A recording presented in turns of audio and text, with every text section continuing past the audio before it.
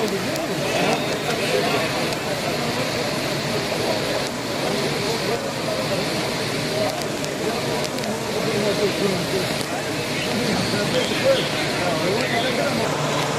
diyorlar buraya? Havayı çok iyi malzemesi. Havayı çok iyi malzemesi.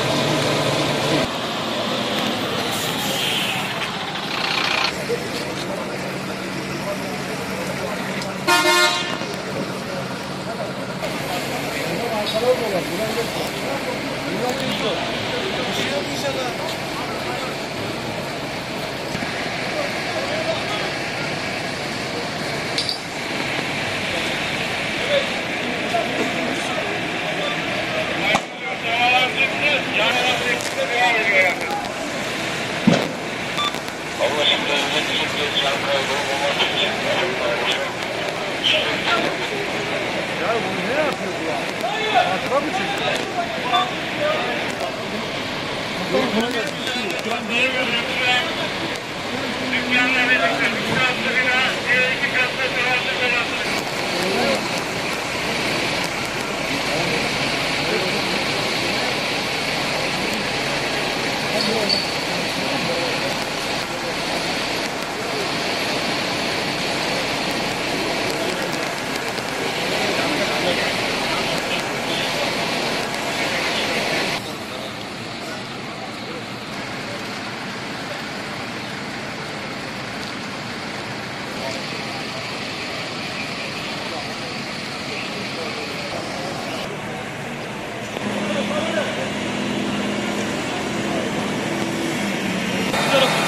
Geç hocam. Reis.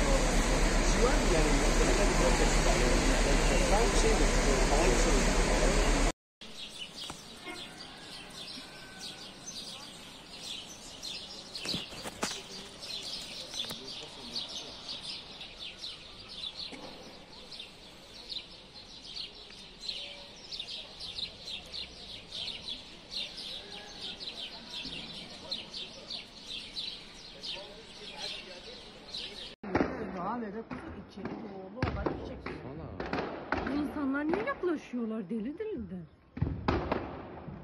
Ambulansı aradınız mı Murat? 50 kişi var. Konuşsunlar be yani güne konuşuyordunuz. Sana ya.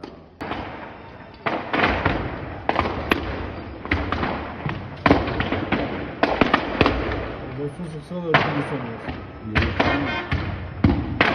Görüşüm yok.